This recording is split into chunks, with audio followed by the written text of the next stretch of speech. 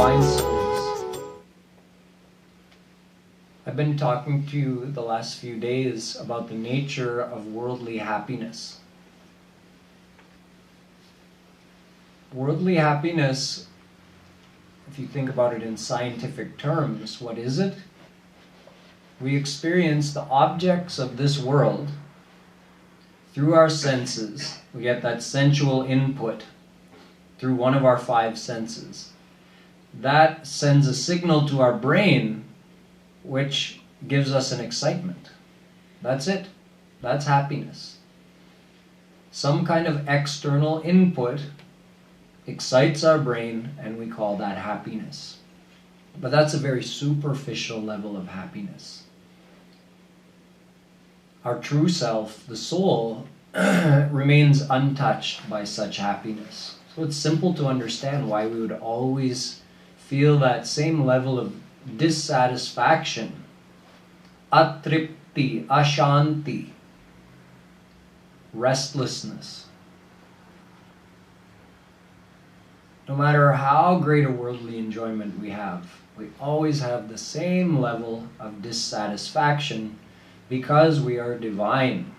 So no amount of superficial material enjoyment in the form of some mental excitement of the nerves in our brain is ever going to satisfy our soul. That's why the amount or the greatness of what you have in this world doesn't really change the amount of satisfaction that you feel. We always say, oh, the grass is always greener on the other side of the fence. You know, you always think, oh, if I had what that person has, then I would be happy. But before we run after what that person has, do we take the time to consult with them? Are you satisfied with what you have? No, we just assume. They have more than what I have, so they must be satisfied. But the truth is that a cow out eating grass in the pasture, chewing on that nice green grass, gets the same amount of happiness that a king eating his chappan bhog experiences in tasting those delicacies prepared in his royal kitchen. The same amount of happiness. Dekhne mein antar hai, bas. Lekin andar ek hi baat hai. Both the king and the cow feel some happiness tasting that food that they're eating, but they still feel dissatisfied. A beggar and a queen both get the same amount of happiness embracing their child. The beggar may not have proper clothes to wear. They may be dirty and ripped, tattered. She may not have proper water to bathe in. Her child may be dirty, ill, kurup, all of these things. Whereas the queen is well-dressed, well-mannered, clean.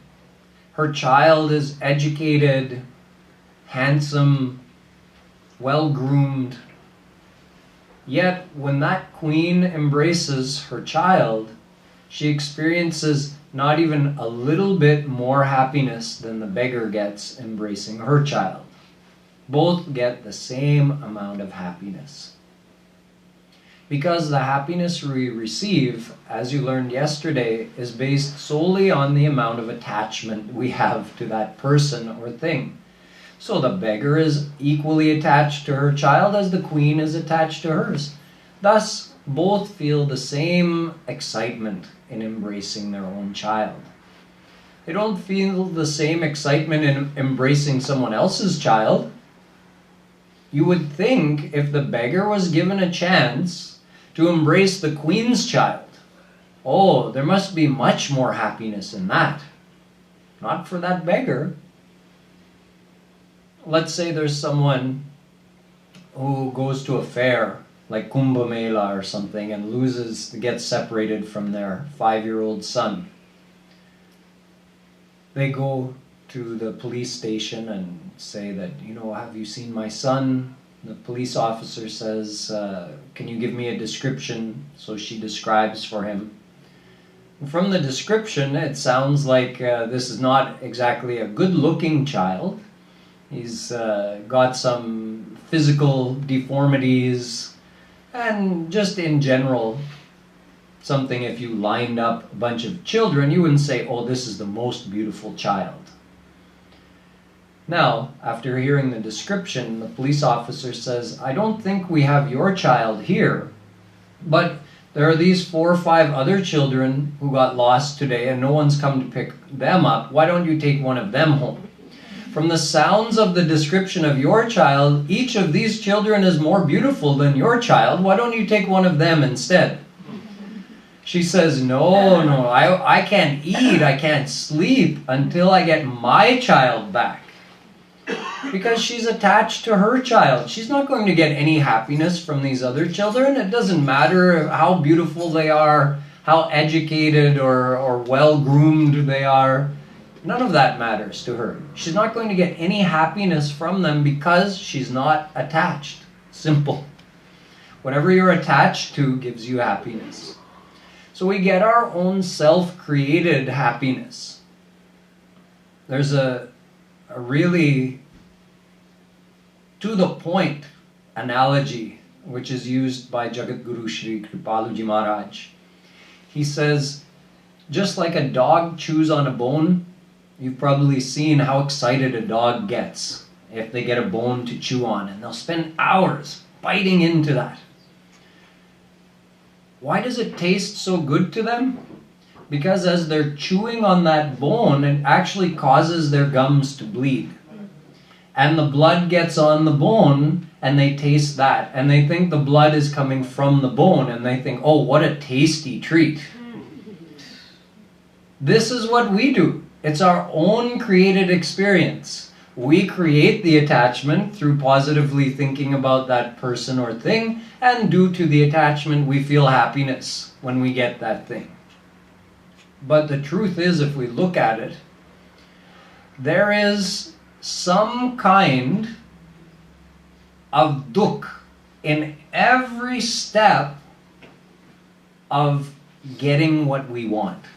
Look at it like, how do we start? We start with a desire. You want something.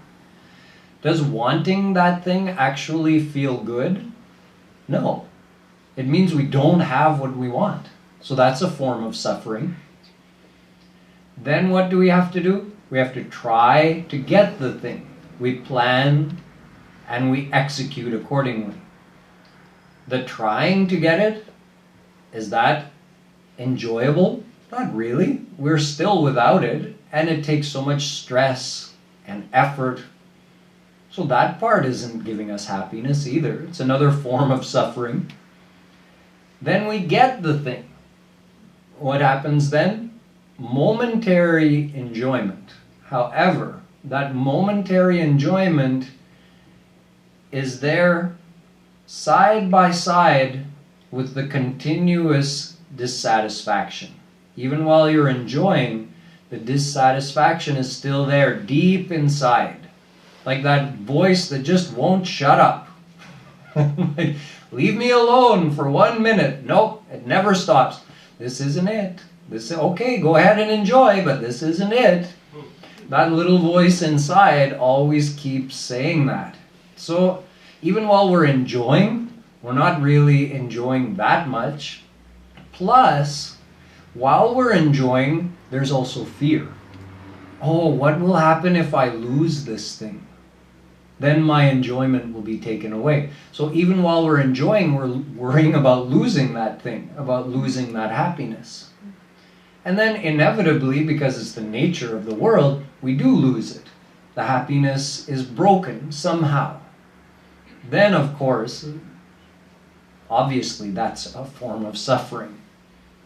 So you see, in every stage of desiring, planning, acquiring, even enjoying, and then in losing, we suffer.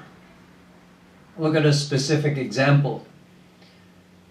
Let's say someone decides, I want to become President of the United States. Now he's got a desire, or she's got a desire.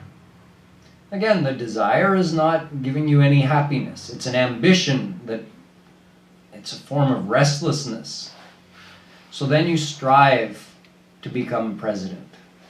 You think campaigning is fun? I don't think if you asked a single politician, they would say, I love to campaign. If they finally get elected, now the real hard times start. Can't go anywhere without 100 bodyguards around him. Every second of every day is planned. There are 100 people from 100 different directions presenting their own special interests, desiring some special favor, trying to influence you. You have 100 different things to worry about all at one time. So many people depending on you. You have the opposition party taking every mistake you make and magnifying it, and taking every good thing you do and twisting it into something bad. You have the press, the media to deal with.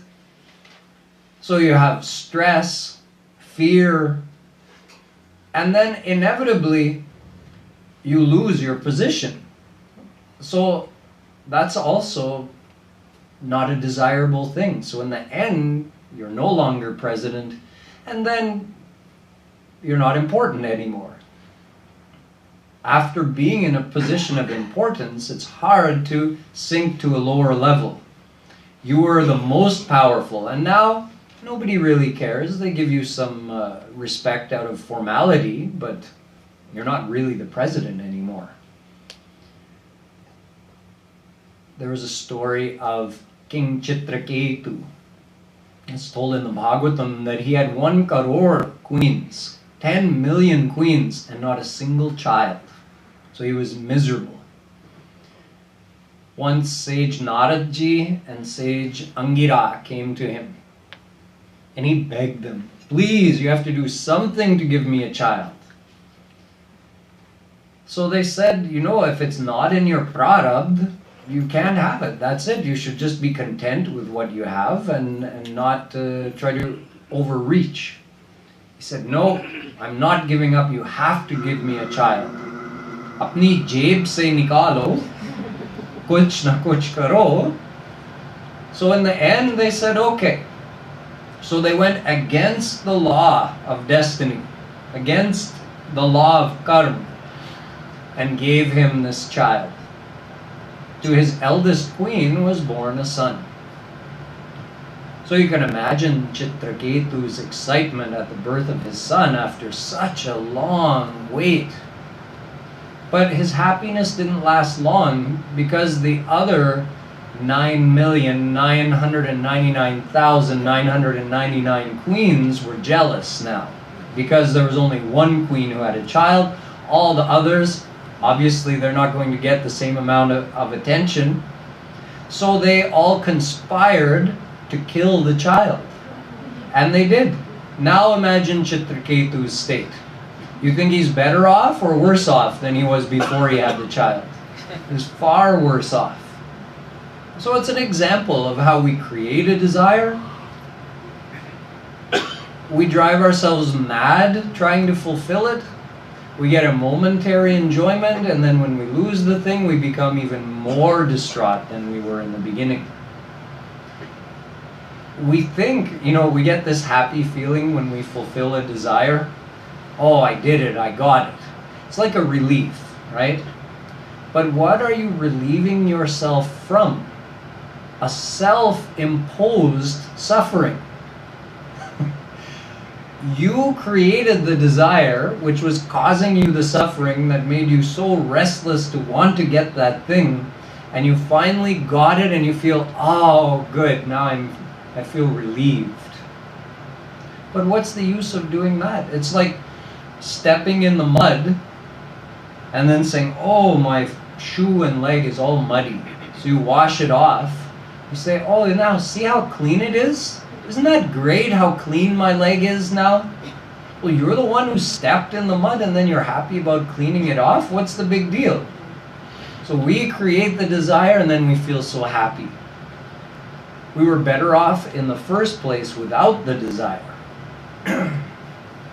Our scriptures say a lot about desires, that it's like a disease of the mind and the source of all of our troubles.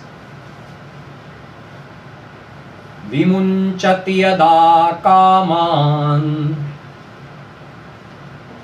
manavo manasisthitan tarhyeva pundarikaksha bhagavat kalpate. Bhagavatam. Prahlad says to Bhagwan, because Bhagwan was asking him, well, why don't you ask for something from me? So Prahlad was explaining, no, I don't want to have any desire.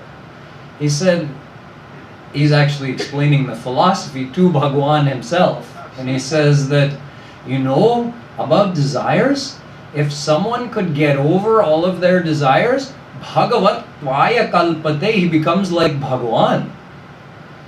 Ved says the same thing. Upasate purusham ye hyakama. Worship God with no desires. Gita says the same thing. Vihaya kamanya sarvan pumans charati nispriha nirmamo nirahankara sashanti madhigacchati. When one overcomes all of his desires and moves around in this world, still making use of the world but being free from all desires, that person attains happiness and peace.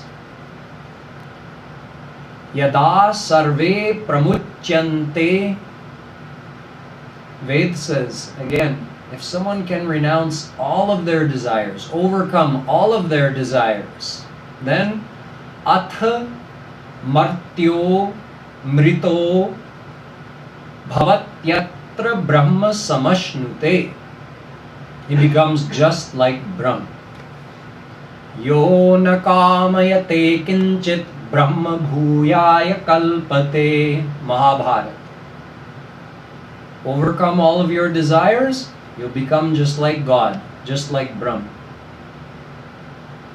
Deha dhare kar yah phal bhai bhajiya ram sab kam bihai. So all the scriptures are telling us that desire is the only thing standing between us and God. Desire for the world, that is. Worldly desires are the only thing standing between us and God. Remove all of those, you've got God immediately.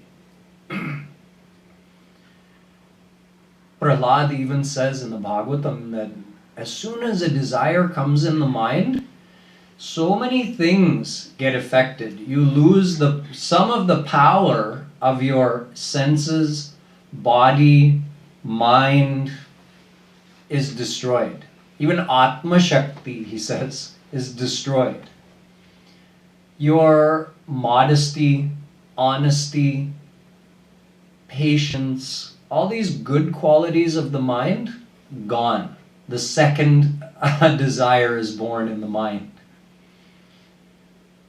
Kuranga matanga patanga bhringa Meenahata pancha bhireva pancha Ekah pramadi sakathan nahanyate Yah sevate pancha bhireva pancha. The 5 desires of the senses afflict every human being under the bondage of Maya. This shlok says, it's amazing that we're alive with all these 5 kinds of desires, always attacking us. You have 5 senses, so 5 kinds of desires. This shlok says that you see in the animal world, the desire of one type of sensual desire can lead an individual to his death. For instance, the moth is attracted by the beauty of the flame and flies right into the flame and gets burnt and dies. The deer is attracted by the sweet sound of the flute or the deer whistle, which attracts him, and the hunter gets the deer. The bee is attracted by the sweet smell of the nectar, the pollen of the lotus flower, and lands in there, and remaining intoxicated in that stays there as the lotus flower closes up for the night. The elephant is attracted due to the desire for the sense of touch by the hunter, who puts a she-elephant down in the bottom of a pit, and then that he-elephant runs and falls right in the pit and gets trapped. And the fish is caught and killed due to his attachment to the sense of taste. The fisherman puts something on the hook that attracts the fish, and the fish comes and takes that bait. So you see, all these animals, they're led to their death. How? By the desire for sensual enjoyment. And they only have to deal with one pradhan, one strong sense which attracts them. We have all five that are pulling us. This says, katham nahanyate. How is it possible that these human beings are not getting taken to their death by their senses? Vedavyasji gives another analogy. He says, it's like a man who has 5 mistresses, and each of those mistresses is very demanding. No, I want this now. You have to do this for me now. So imagine trying to fulfill the desires of all 5 of them. He'll be run ragged. This is our hal. This is our state, trying to keep up with the desires of our senses. If we just had one type of desire, it would be one thing. 1 second we're desiring tasty food. The next moment we think, oh, let me also listen to some nice music. The next moment we're thinking, oh, I want to look at something beautiful too. Running from one thing to the next. A total slave of our senses. Out of control. This is our internal state. And it's all due to our desires. And as you know, as you heard explained yesterday, even if you fulfill one of your sensual desires, what happens? It rears its ugly head again, like a monster that just won't die. You cut one head off and it grows 2 back in its place. You fulfill the desire and it comes back stronger than ever. You get a little break from it and then it comes back. So we call that greed. And what happens if your desire goes unfulfilled? That doesn't feel good either, does it? Either on one side you have the endless loop of desire which goes on growing, or on the other side, if your desire is unfulfilled, you get frustrated and angry. So you could trace back all of our mental problems to this disease of worldly desires. If you didn't have worldly desires, you wouldn't have greed and you wouldn't have anger. These 3 things, Kam, Krodh, Lobh, these are the genesis of all the negativities of the mind. Why do we do dishonest things? Either out of greed or out of anger. Why do we do wrong things, violent things? Out of greed or out of anger. Why do we hurt other people? Either out of greed or out of anger. So all the wrongs grow out of these 2 things. And where do greed and anger come from? Worldly desire. So all of our ashanti, our restlessness, our everything that ails the human mind comes because of worldly desires. So, if we could remove those worldly desires, all of our mental problems would go away and we'd be qualified to attain God instantly. So then you have to ask yourself, okay, how do I remove worldly desires? I have so many worldly desires. It's like an impossibility to go around and try to remove all of them at once. Like if you wanted to turn off all the lights in New York City, and you decide to do so by going door to door and switching off every light switch. That's like, if we decide to deal with all of our worldly desires, okay, let me remove this desire, let me remove this desire, it's hopeless. You can never succeed in that way. So find the source of those desires, which is, you learned that yesterday, attachment. Attachment leads to desire. Whatever you're attached to, you desire. If you're not attached to it, you won't desire it. If you don't become attached to smoking or alcohol, you're not going to desire it. None of you sitting here is thinking of, oh, when will I get my next drink of alcohol, or when will I get to smoke my next cigarette? You're not attached to it. But if someone is attached, that desire keeps coming up in their mind.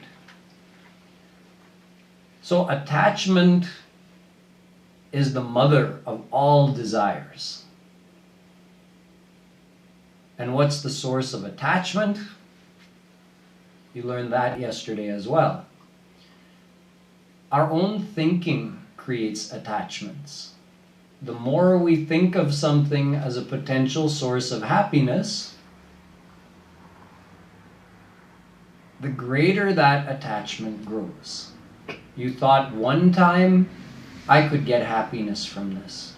You started the process of forming an attachment. You thought it again, it got bigger, bigger, bigger. We keep thinking, we don't even realize. We do it many times every day.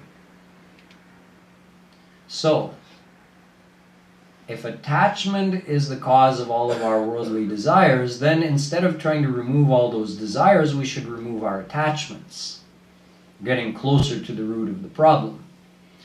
What is the cause of our attachment? Our search for happiness. Because we desire happiness, so we form attachments in the world. Everybody has the same desire to be happy. If we didn't have this desire to be happy, then we wouldn't ever decide, oh, maybe this thing could make me happy, so we'd never become attached. So remove the desire for happiness, you'll remove all of your attachments, that will finish all of your desires, all of your mental problems are gone. But it's totally impossible to remove the desire for happiness because that is our nature, our swabhav. It's intrinsic to every soul. It's our identity, it's who we are. A soul means someone, an individual, living entity who desires happiness. It's just automatic.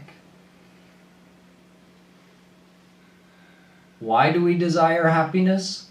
Because every soul is Ansh of Bhagwan, and he is happiness. So we can't remove the desire for happiness because to desire happiness is the law of nature. And the reason it's the law of nature is because every living being, every soul, is related to God who is happiness. So you can't stop desiring happiness. Until you find that happiness, you can never stop desiring it. Nahi kaschit kshanamapi jatu tishthatya karmakrit. Your mind remains active every moment in search of that happiness, like we're propelled by this inner urge. Well, the inner urge is coming from the deepest place possible, from our very soul. This is review. You understand that every soul is Ansh of God, and that's why we desire happiness. And it's only that happiness that we desire, but see, the desire is, you can say it's emanating from the soul, and it reaches the mind as a feeling that something's missing. I need to get something to make myself feel whole and complete. That's why we don't get any peace, because that constant signal is coming from the soul. So until we get that happiness which is sought by the soul, we will never be able to rest.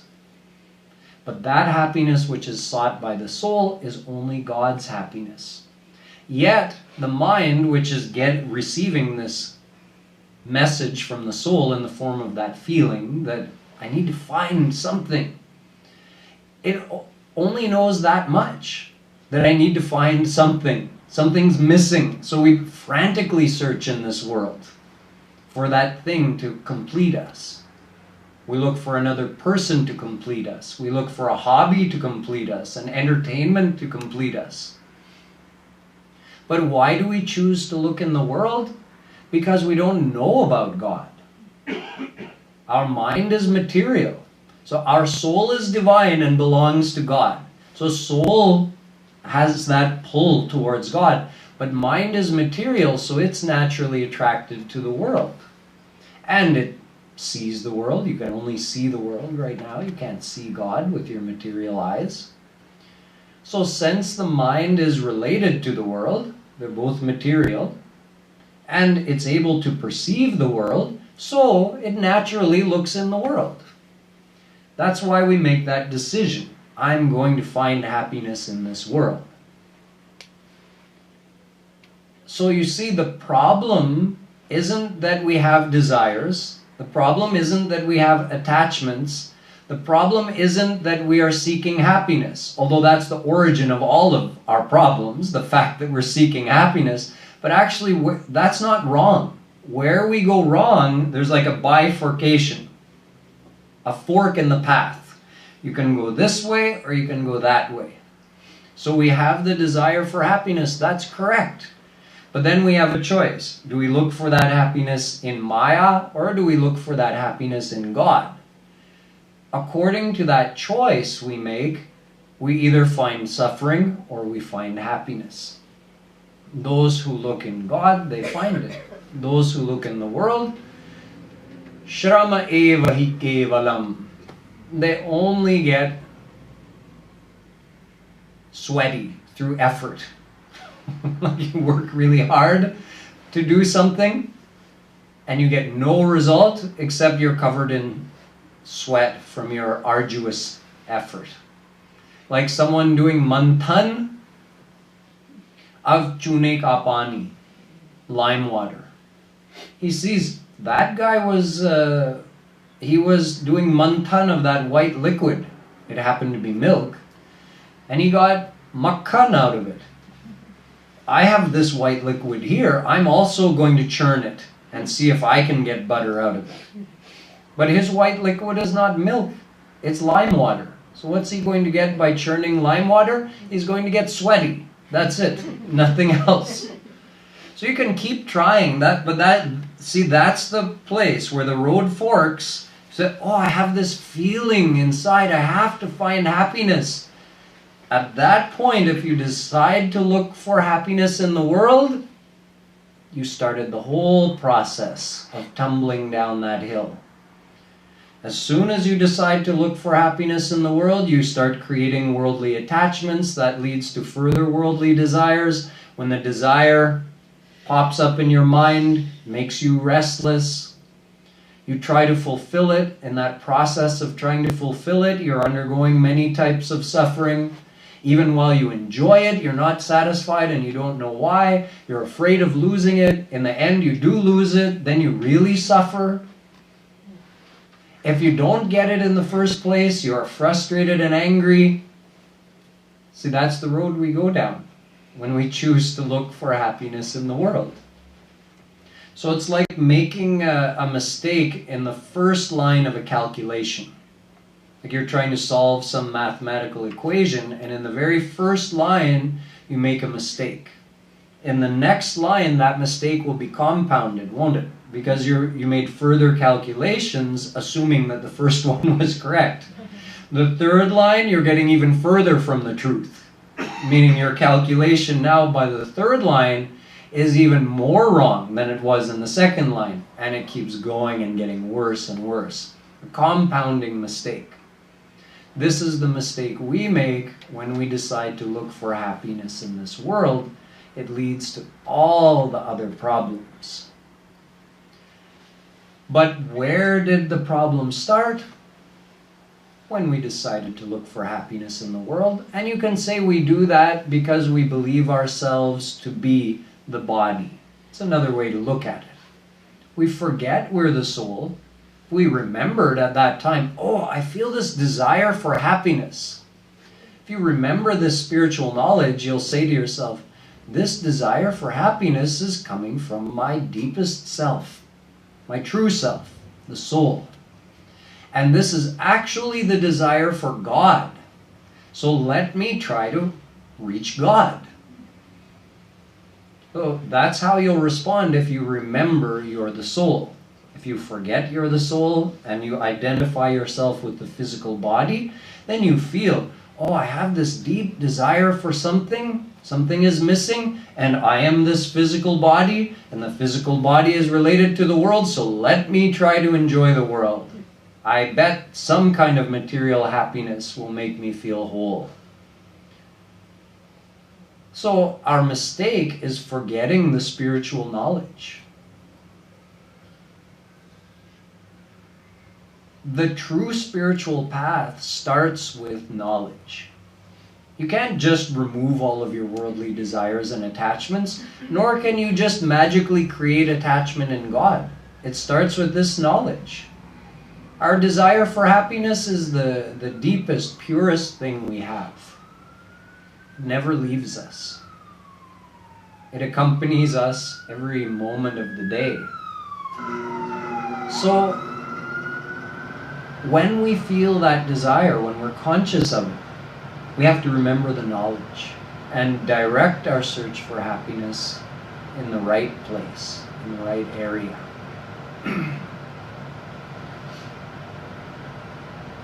We have to keep the knowledge in mind, review it, keep bringing it whenever we need it.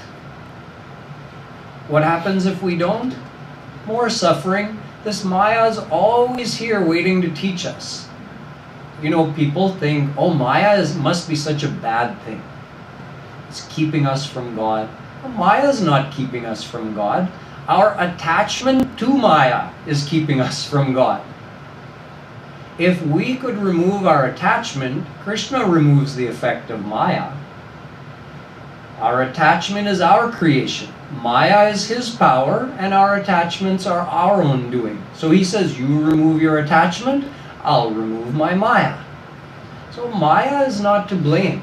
Sometimes in Kirtan, written by Rasik Saints like Kripalu Ji Maharaj, we taunt Krishna a little bit, saying, hey, the whole problem here is your Maya.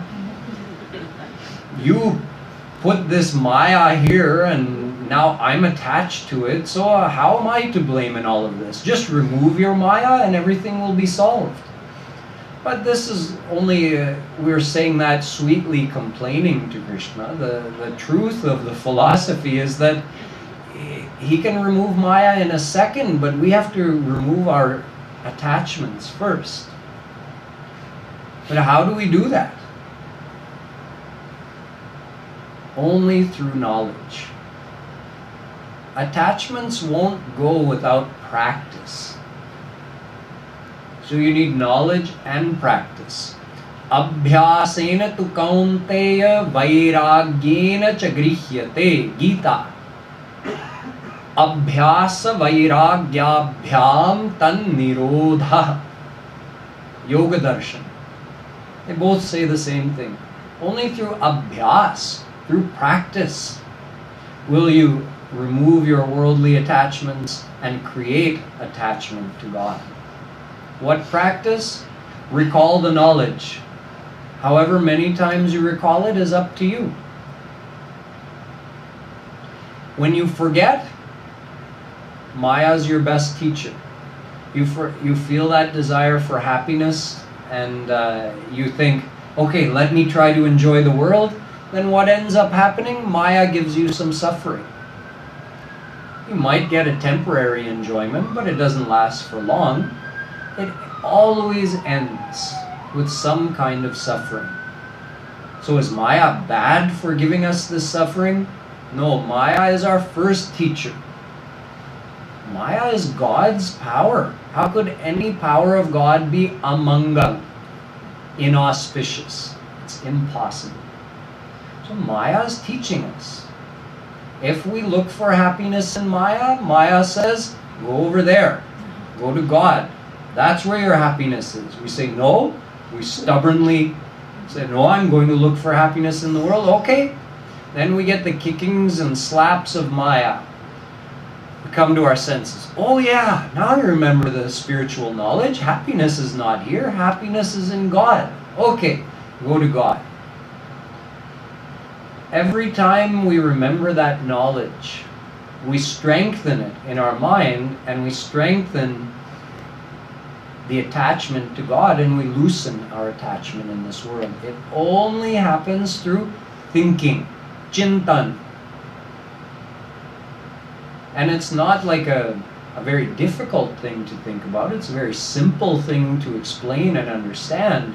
What is difficult is the effort required, because the mind is so stubbornly attached in this world. It's like if you're driving your car and a fly gets inside, and let's say you're driving and you want the fly to go out, so you roll down the window. But what is the fly doing? He just keeps trying to get out through the windshield. The windows are open on either side. He's still trying to go out through the windshield. So it's like that. It's like God is waiting for us right there. The open window is right there. And we're stubbornly trying to go out the windshield because we see, just like the fly sees, oh, but it's clear this way. There's nothing to stop me. He doesn't know what is glass, that it's transparent. So he says, but it's clear this way. And even with your hand, you're trying to shoo him that way. And he's saying, no, no, no, I'm going this way. So we're like that. We have this stubborn belief that there's happiness in this world. No, no, no, I didn't find it today, but I will find it. So the saints have to shoo us like you do with the fly. No, no, go this way, out the window. We need some forceful help. Maya gives us some of that help by giving us some suffering, so we'll come to our senses. And the saints also shoo us in that direction, or pull us in that direction. Come, come, this is the road you need to follow to get freedom. Freedom from Maya and attain divine bliss. Which is why it's also said, Tam bhranshayami sampadbhyo yasya chechamyanugraham. Bhagavatam. Shri Krishna says, the one whom I grace may actually experience loss in their life for the same reason. Nahi ko as janma jagmahi prabhuta pai jahi madanahi. Because imagine if we didn't get any suffering or disappointments from this world, we'd be even more stubborn in our belief that the world is the source of happiness. So Shri Krishna says, I start taking away the objects of your attachment to bring you to your senses. Because there's no person in this world who, if he gets great wealth, power, influence, doesn't become intoxicated with the pride of those things. So just like a mother who takes away her baby's toys. Why? Because the baby's so distracted playing with those toys, he won't drink the milk. Mother knows it's been 3 hours since he drank milk. He has to drink the milk. He's not interested because he's playing with his toy.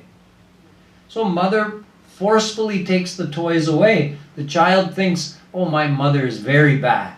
Starts crying. What kind of a mother was I given? Then the mother feeds the child the milk, and the child says, oh, yes, I was so hungry. So just like that, we're holding on to all these worldly things which are distracting us from God. Krishna says, no, no, no, let go. Let me take that from you. And we cry, I lost that thing. But then we see that thing was distracting us from our true desire. Only because we experience those losses and frustrations in our life are we even open to hearing this philosophy. Otherwise, the saints could come and talk to us. Koi sunne wala nahi hoga. No one would be listening. So we shouldn't assume that God's grace means we're going to receive more in this world. Shri Krishna's philosophy is the exact opposite. If I want to grace you, I'll start taking away those objects of your attachment. Shanaihi, he says. Slowly, I start taking away the objects of your attachment so that you'll remember me. Just like the child won't cry for the milk because he doesn't even realize that's what he's hungry for. He's distracted with the toys. So we realize that the true happiness we desire is Shri Krishna himself. So one more thing we have to consider with regards to worldly happiness, and that is the experience of being with another person, the experience of love or friendship. It's also a very sweet experience of this world which has to be understood. What is it? What's the origin of that pleasure we receive? And what's the prospect of, like, what's the highest form of happiness that could give us? How does it compare with divine happiness? We'll understand that tomorrow as we wrap up this topic of worldly happiness. Boliye Vrindavan Bihari Lal Ki Jai.